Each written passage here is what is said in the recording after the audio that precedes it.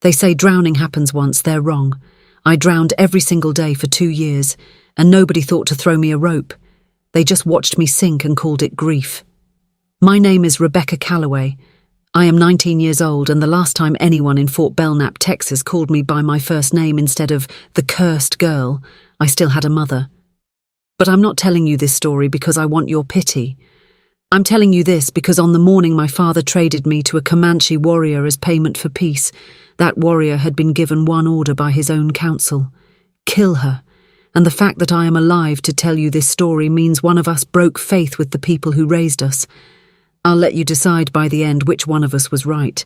Let me take you back to the spring of 1844, 2 years before the trade that would end my old life and begin whatever this is. Fort Belknap wasn't a fort in any real sense, not yet. It was 40 families scattered along the Brazos River in a stretch of North Texas that the Republic of Texas called settled and the Comanche called stolen, because both of those things were true at the same time. My father, Elias Calloway, had brought us out from Tennessee in 1840 with promises of land grants and government protection, and for 4 years we'd carved a farm out of Blackland Prairie that fought us for every acre. 320 acres, a 2-room cabin my father built with his own hands, a smokehouse, a root cellar, and a family of 6. My father, my mother Ruth, my older brother Caleb, my younger twin siblings Mary and John, and me, the middle daughter nobody paid much attention to until the day everybody had to. I was 17 that spring. I could shoot a rifle better than Caleb, which embarrassed him. I could read Latin because my mother had been a school teacher in Tennessee before she was a farmer's wife, and she refused to let the frontier make illiterates of her children. I had a quick tongue and a temper my father called unbecoming in a lady, and I had never once in my life imagined that silence would become the only language I had left. The raid came on the night of April 9th, 1844. I won't pretend I can tell you exactly why. Texas Rangers had burned a Comanche winter camp 11 days earlier, 40 miles northwest, in retaliation for stolen horses. Men, women, children, the Rangers weren't particular about who they killed that night, and word of it travelled the plains faster than any rider could carry it. I didn't know any of this at the time. I only knew that I woke to my mother screaming and the smell of smoke, and by the time my father had his rifle in hand, our barn was already burning against the dark. I won't describe everything that happened in the next hour. Some of it belongs only to me. What I'll tell you is this. My mother died trying to shield my brother John. My father took an arrow through the shoulder defending the cabin door and lived only because Caleb dragged him inside and barred it. Mary was taken. John was taken. And I was found by a single rider at the edge of our cornfield, where I'd run barefoot into the dark, too terrified to think, too slow to escape. He looked at me for a long moment. I remember his face in the moonlight, painted, unreadable, and I remember thinking with perfect icy clarity, this is where I die.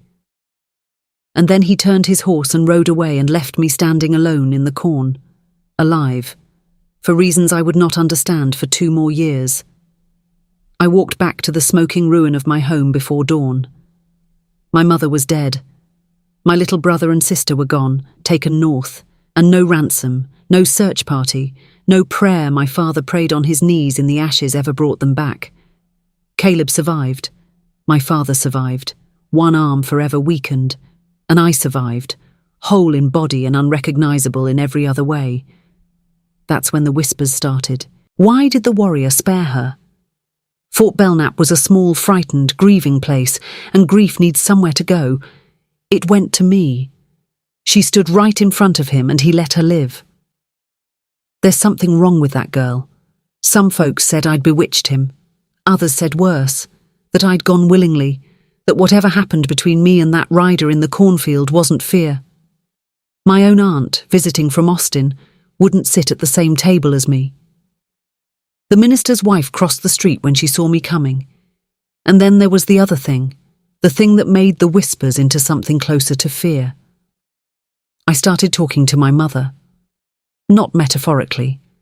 I would be hanging laundry or shelling peas, and I would turn and there she'd be at the edge of my sight, and I would speak to her the way I always had, and only realize afterward that no one else in the room could see who I was addressing. I saw John once, standing at the tree line at dusk, small and solemn, and I called his name and ran toward him, and there was nothing there but wind moving through grass. I don't know if what I saw was real. I don't know if grief had simply broken something in my mind that never mended. What I know is that within a year the town of Fort Belknap had a name for me that stuck harder than my own. Cursed. The cursed girl. Touched. Grief-touched. Half of them thought I was going mad. The other half thought something worse, that I'd been marked by whatever dark power let a Comanche warrior look a screaming white girl in the eye and simply ride away. By 1846, I was 19 years old, unmarriageable in the eyes of every family within 30 miles, feared by children, pitied by women, and treated by my own father with a careful, distant tenderness that I understood, even then, was the tenderness you show something you suspect is already lost. And it was in the autumn of that year that the Peace Council came. If you're finding yourself invested in Rebecca's story already, that's exactly where I want you. Because what happens next isn't a rescue, it's a trade. Stay with me, and if this story is pulling you in, drop a comment telling me where you're watching from before we go further, because you're going to want to remember you were here from the beginning. By 1846, the war between the settlements along the Brazos and the Comanche bands, who'd hunted that land for generations, had bled both sides dry. Raids answered raids, burned camps answered burned barns. The governor of the new state of Texas had joined the Union that December, wanted the frontier quiet, and quiet cost something.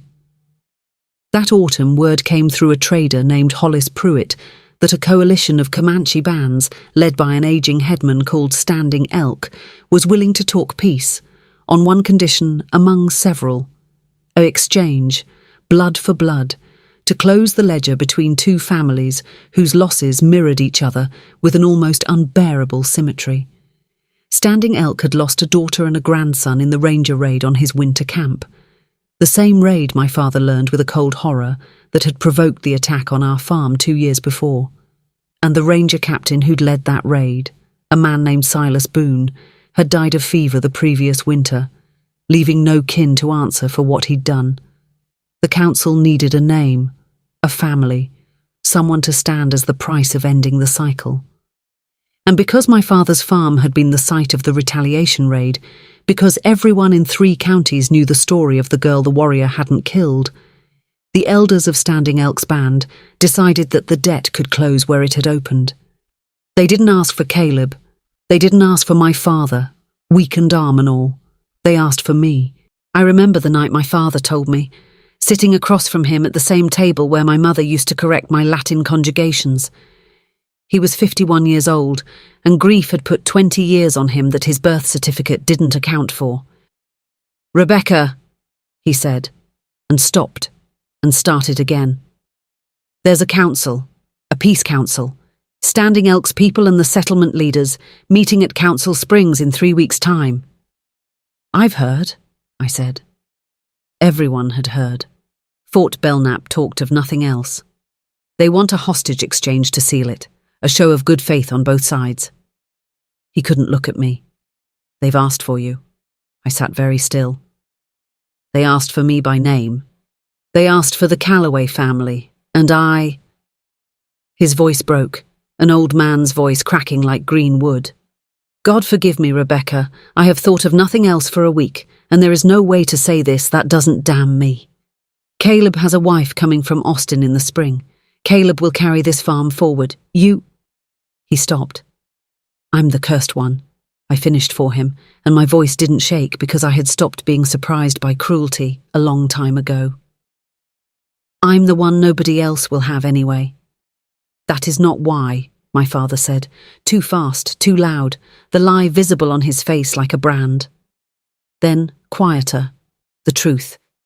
"That is not the only reason. I want you to understand something about that moment, because I have turned it over 10,000 times in the years since. My father was not a monster. He was a broken man trying to save what remained of his family with the only currency he had left.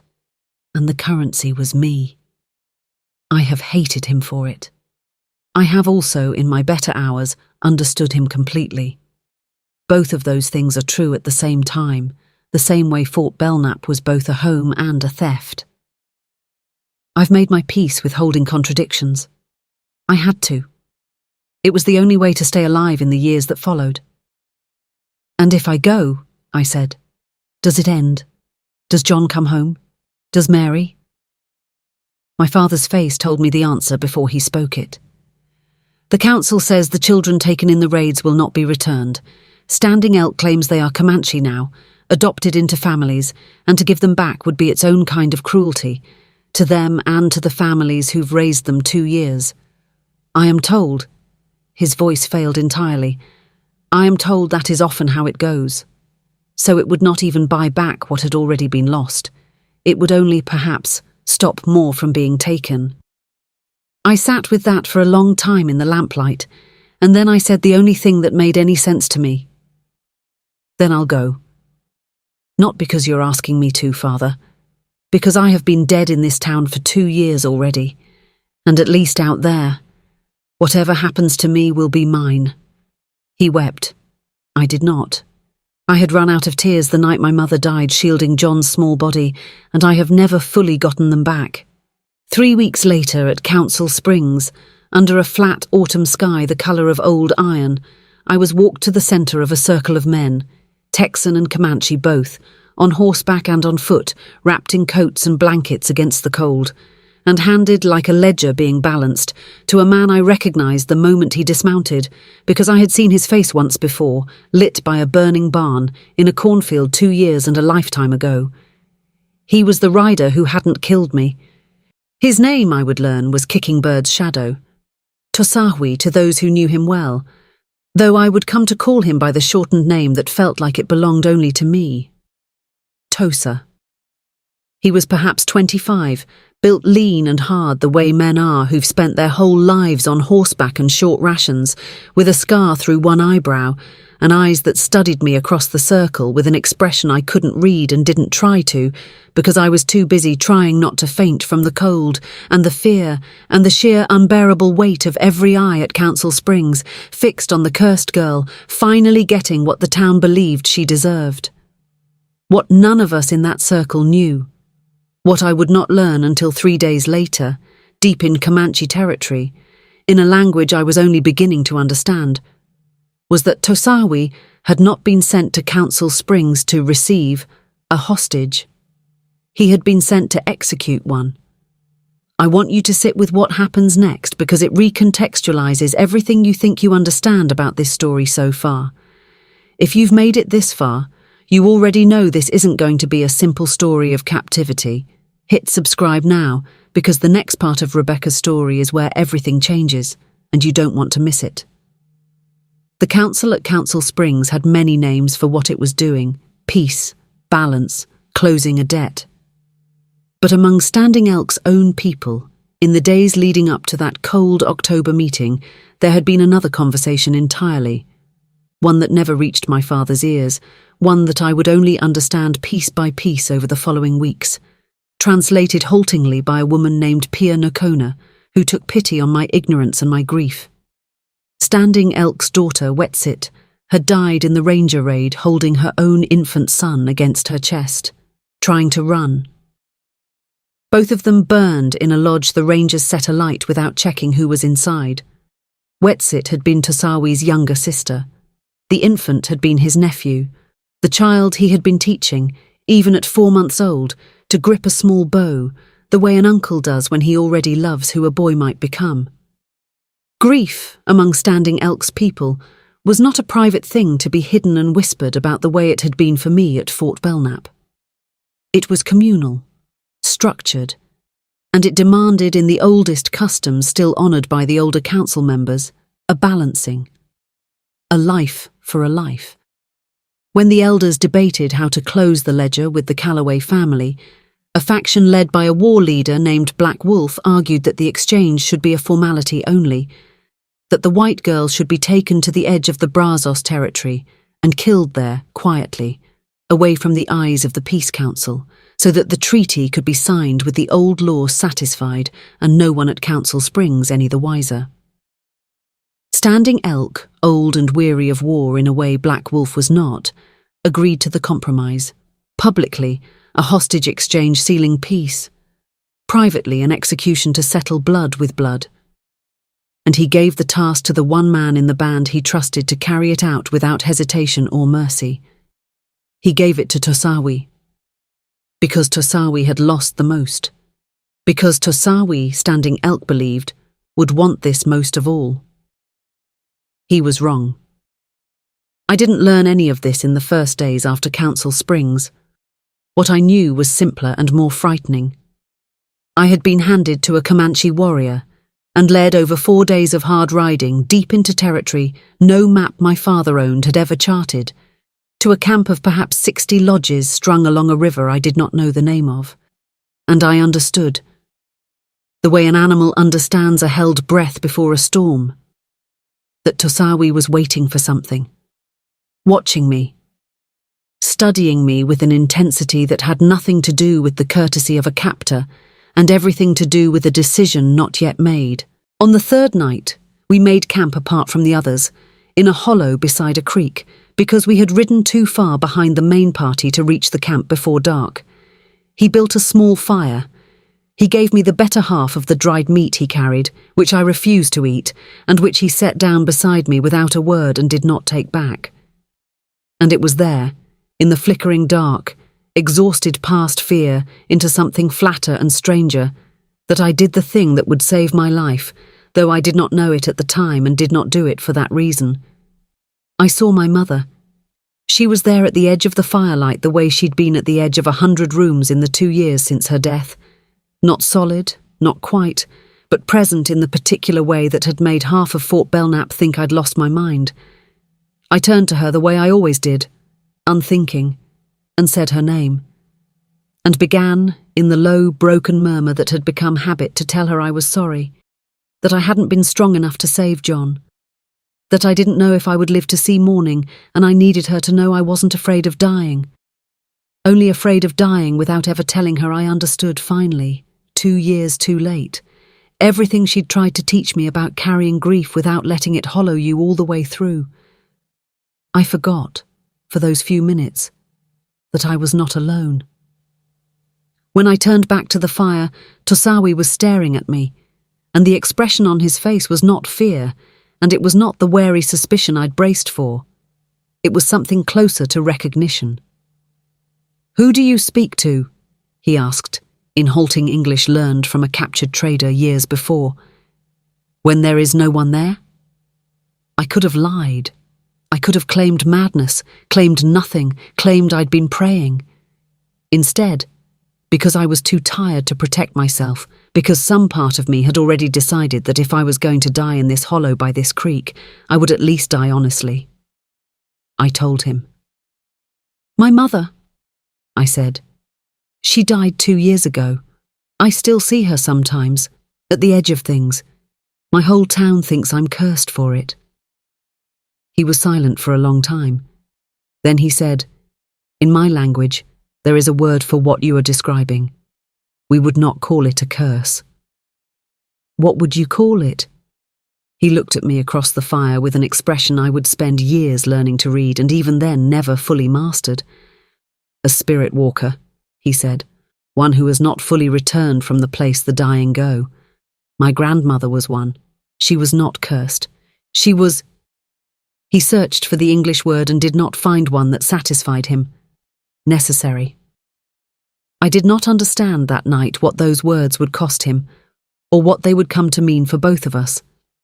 I only knew that for the first time in 2 years, someone had looked at the thing that made Fort Belknap flinch away from me, and had not flinched. The following morning, I would learn, though not from him, not for weeks, that Tosawi had ridden out from Council Springs carrying a knife meant for my throat, and a private order from Black Wolf's faction that no one at the Peace Council was ever meant to see fulfilled. And somewhere in the 4 days between Council Springs and that fire beside the creek, watching a grieving white girl who spoke to her dead mother the same way his own grandmother once had, he had made a decision that would put him at war with his own council, his own war leader, and very possibly his own people. He decided he would not kill me. He never told me in so many words the moment the decision was made. But I remember the morning after the fire, when he handed me back the dried meat I'd refused the night before, and said only, "Eat. You will need your strength." And something in the flatness of his voice, the deliberate way he would not meet my eyes, told me that whatever he had been sent to do, he had just quietly, irrevocably refused to do it. This is the part of Rebecca's story where everything gets more dangerous, not less. Because sparing her didn't end the threat. It multiplied it. If you want to know what happened when Black Wolf discovered Tosawi had broken faith with the Council's order, keep watching, because we're just getting started. I lived in Standing Elk's camp for the better part of a year, and I will not pretend that year was simple, or that I understood at the time even a fraction of what I understand now, looking back with the clarity that only distance provides. I was officially a captive, adopted informally into the household of an older woman named Kwasinabu, who fed me, taught me the rudiments of tanning hide and preparing meat, and regarded me, for the first several months, with the wary patience of someone tending a half-tamed animal that might yet bolt or bite. But Tosawi came to that lodge nearly every day. At first it was framed as duty. The man responsible for the exchange checking on the terms of the peace.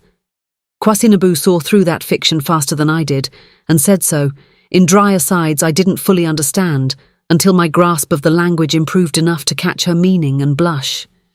He taught me to read the land the way I'd once read Latin, as a language with its own grammar, its own hidden meanings.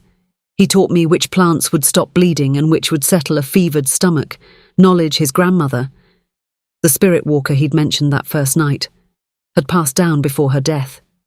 He taught me, slowly, patiently, without ever once making me feel foolish for my clumsiness, the shape of his language, and in exchange I taught him more English, and we spent long autumn evenings by Kwasinabu's fire building a bridge between two tongues neither of us had been born speaking to each other, and he asked again and again, gently, without pressure, about my mother, about John and Mary, about the thing that happened to me in the cornfield the night I lost everything, and the thing that happened inside me afterward that Fort Belknap had called a curse, and he insisted every time on calling something else.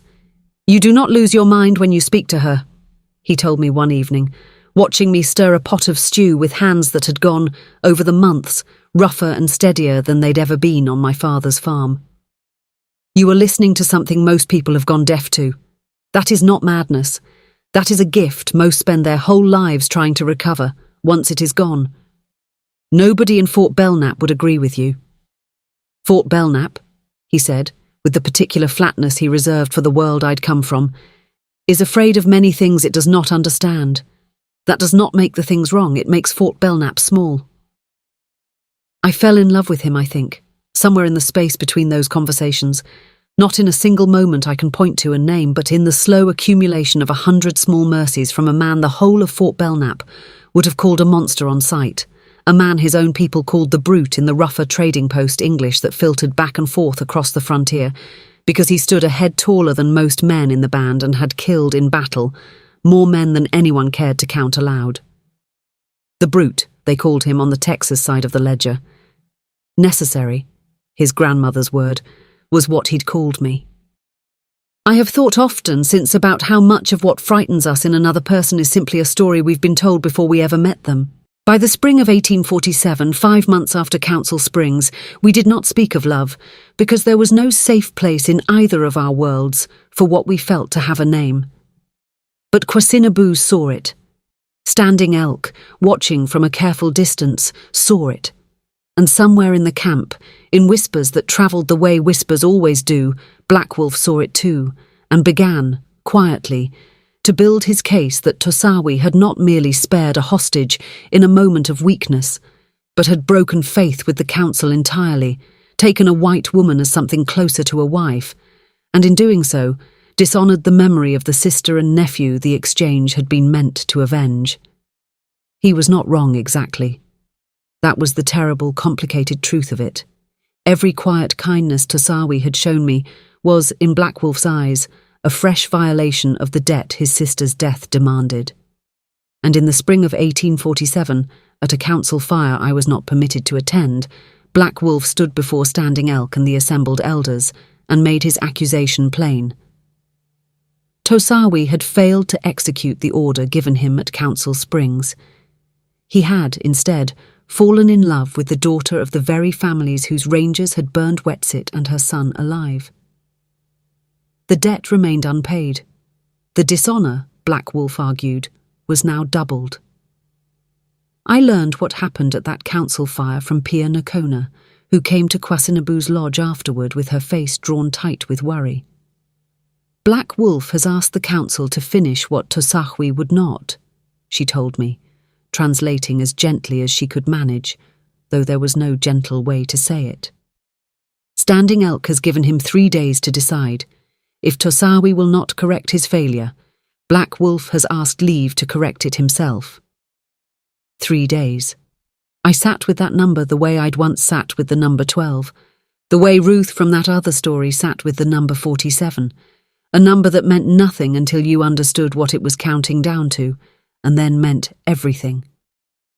I found Tosawi at the river's edge that night, sharpening an arrowhead with movements too precise, too controlled, the movements of a man holding something enormous, very still inside himself. "You should have let me die at Council Springs," I said, because I could think of nothing else, because guilt had climbed up my throat and lodged there. "I've put you in danger. Your own people." "My own people," he said, not looking up from the arrowhead. "Buried my sister and nephew because a ranger captain decided a burning lodge was easier than checking who slept inside it. My own people asked me to answer that fire with another death, as if grief could be spent like a coin and the account balanced clean. I have carried grief long enough to know it does not work that way. It did not work that way for you in your Fort Belknap, talking to a mother who was gone. Why would it work that way for me? Then what will you do?" He set down the arrowhead and looked at me, and for the first time since the cornfield, since the fire beside the creek, since every careful, guarded month between, I saw something like fear on his face. Not fear of Black Wolf, not fear of the council, but fear of the thing he was about to say and could not take back once it was spoken. "I will not let them take you," he said, "whatever that costs." 3 days later, at dawn, Black Wolf came to Kwasinabu's lodge with 4 armed men behind him, and Tosawi was waiting outside the entrance, already mounted, already holding the reins of a second horse. If you're worried about how this ends for Rebecca and Tosawi, I understand. But stay with me, because the resolution to this isn't what you're expecting, and it's worth the wait. Leave a comment right now telling me who you're rooting for, and let's finish this together. What happened at dawn outside Kwasinabu's lodge was not a battle. It was, in the end, something stranger and more fragile, a confrontation that could have gone a dozen different ways and happened, by the thinnest of margins, to go the way that let both of us live. Black Wolf demanded I be handed over. Tosawi refused. Words passed between them in rapid Comanche too fast for me to follow, and I understood only the shape of the argument by the postures of the men around us. Black Wolf's 4 companions tense and ready, Tosawi alone, unarmed except for the knife at his belt, standing between me and 5 men with a stillness that I would later understand was not calm, but the particular, terrible calm of a man who has already decided he will die before he steps aside. It was Standing Elk who broke the standoff, arriving with a dozen of the camp's elders behind him, drawn by the noise, and it was Standing Elk who did the one thing none of us, not Black Wolf, not Tosawi, not me, had thought to expect. He asked to speak with me directly.